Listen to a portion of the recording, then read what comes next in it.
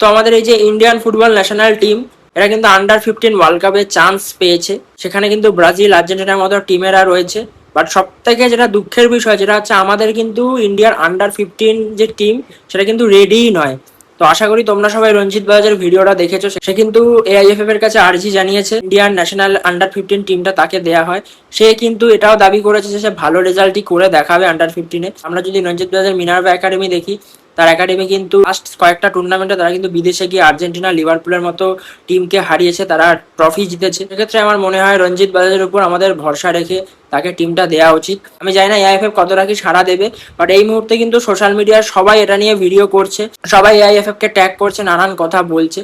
But দেখা যাক শেষ অব্দি কি হয়। আমি আরেকটা জিনিসও বলবো, কালকে আমি একটা রঞ্জিত বাজাজের ইন্টারভিউ দেখছিলাম, মানে পডকাস্ট দেখছিলাম, সেটা লিঙ্ক আমি নিচে দিয়ে দেবো ডিসক্রিপশনে। তোমরা তো অনেকেই 2-2.5 ঘন্টা সময় খরচ করে সিনেমা, ওয়েব সিরিজ দেখো। যারা ইন্ডিয়ান ফুটবলকে ভালোবাসো বা ইন্ডিয়ান ফুটবলের জন্য ভাবো, তারা রঞ্জিত বাজাজের এই পডকাস্টটা দেখো।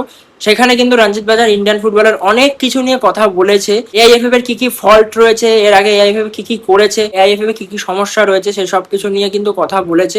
কেন আমরা ওয়ার্ল্ড কাপ খেলতে পারছি না সেটা তোমাদের আরো ভালোভাবে ক্লিয়ার হবে। আমার ভিডিওটা হয়তো পৌঁছাবে না, তাও আমি এআইএফএফ এর কাছে রিকোয়েস্ট করব, আর সবাই রিকোয়েস্ট করো যেন রঞ্জিত বাজাজের হাতে আমাদের ইন্ডিয়ান ন্যাশনাল আন্ডার 15 টিমটা দেওয়া হয়। আর আজারবাইজানে অক্টোবর মাস থেকে যে আন্ডার 15 ওয়ার্ল্ড কাপ হচ্ছে, সেখানে যেন আমাদের এই ইন্ডিয়া পার্টিসিপেট করতে পারে। এটাই আমরা সবাই চাইবো ইন্ডিয়ান ন্যাশনাল ফুটবল টিমের ফ্যান হয়ে। আর আমি একটা কথাই বলবো, রঞ্জিত বাজাজ এই লোকটার উপর আমার তো ভরসা আছে, সবাই এই লোকটার উপর ভরসা করো। যদি ইন্ডিয়ান ফুটবলে কেউ ভালো কিছু করতে পারে, তাহলে কিন্তু এই ভদ্রলোকই পারবে, কারণ তার মধ্যে সেই প্যাশনটা আর তার ভালোবাসাটা রয়েছে। Bleed the blue.